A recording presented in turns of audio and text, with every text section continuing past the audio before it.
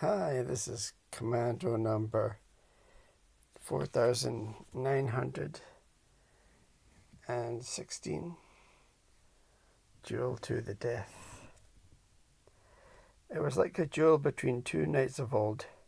Each combatant knew the look and reputation of the other, only this time on one side was a giant white Sunderland flying boat, and on the other a black-hulled German submarine, the U-37. Dick Stapleton and an Aussie crew flew the Flying Porcupine. The merciless Nazi Captain von Bruck commanded the U-37. The North Sea convoy routes just weren't big enough for the both of them. And that sums up the story quite nicely, although it doesn't really have the details within. So, this being a newer Commando, it has a inspection by the editor, and it has the names of the writers and artists, although the writer is just Tyson, so I think that's a pseudonym. I think Gordon Livingston is the artist, and the cover artist is San Felix or San Feli, I'm not sure which. And this was originally published in 1966 as number 216.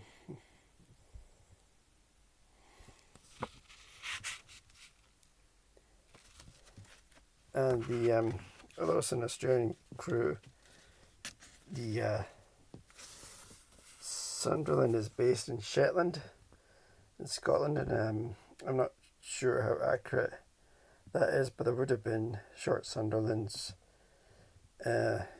based in and around Scotland.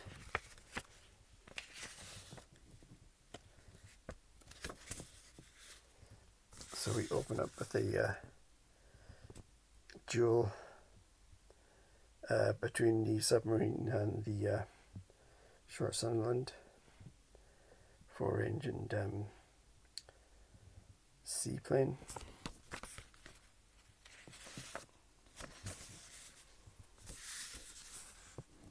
And it's quite tough going for the Asturian crew.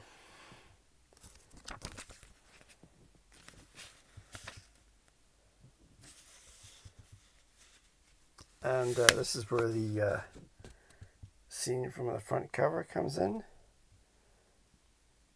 One of the crew goes out to extinguish a flaming engine.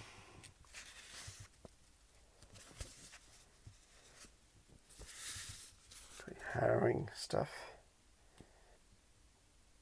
And although they don't show it, the crewman falls into the sea. And that sort of sets a sort of revenge type of story for the rest of the crew. And they ditch in the icy cold North Sea, and they are somehow able to survive.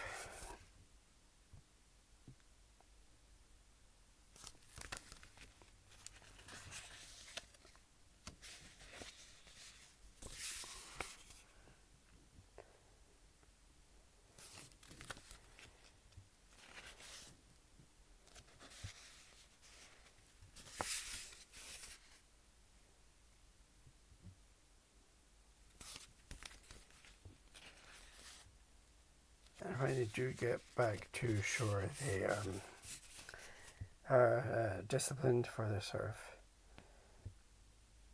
of veering away from their escort duty of, I think, protecting cargo boats, I think it was, and going after the submarine, which is quite harsh. But the one English character, Dick Stapleton, who's not exactly the main character because there's quite a lot, but he sort of takes command, and he's at odds with the Australian crew who are sort of seeking revenge for their other lost crewmen.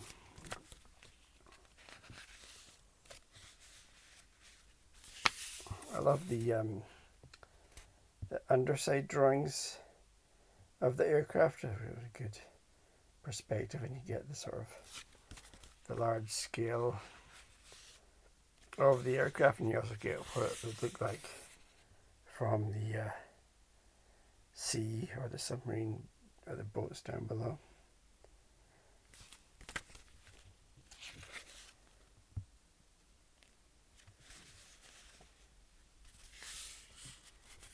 And so the submarine surrenders, although this is the halfway point of the story, so there's a bit more to go.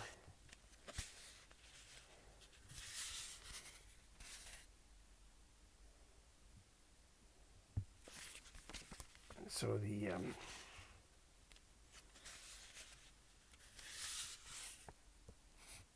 they sort of parley with the submarine captain, Von Rook.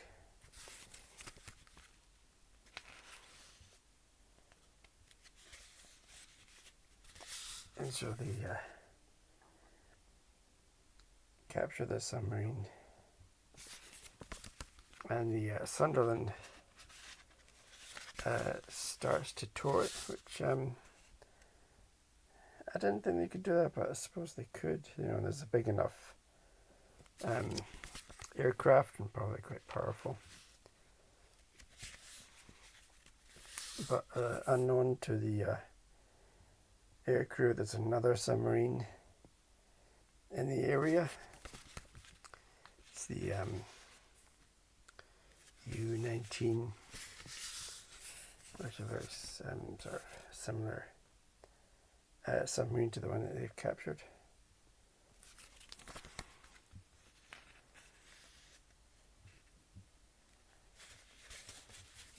And the submarine fires a torpedo, but because the aircraft is differently from boats, the torpedo passes right under, and one of the crew, one of the Australians, uses the gun that's on the submarine against the other submarine.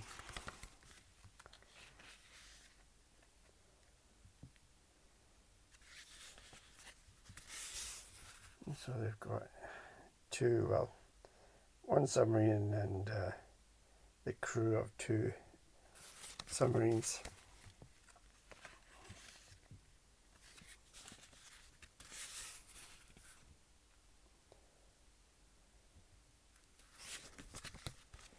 Although the crew are not going down without a fight.